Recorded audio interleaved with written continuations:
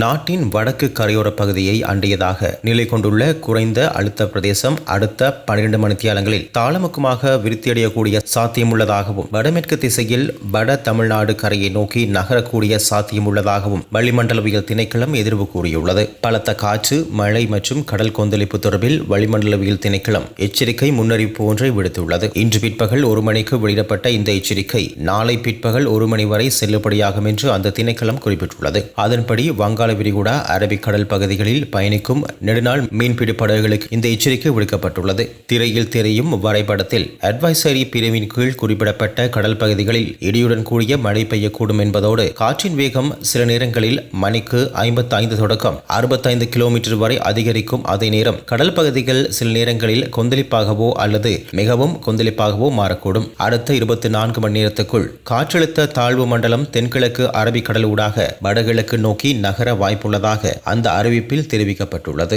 காலி கட்டுக்கூட ரயில் தண்டவாளத்தின் குறுக்கே மரம் ஒன்று முறிந்து வீழ்ந்தமையினால் கொழும்பு நோக்கி செல்லும் சாகரிகா அலுவலக ரயில் சேவை இடைநிறுத்தப்பட்டதாக தெரிவிக்கப்படுகிறது. இதனால் கடலோர ரயில் பாதையில் சேவைகள் பாதிக்கப்பட்டுள்ளதாக இலங்கை ரயில்வே திணைக்களம் தெரிவித்துள்ளது.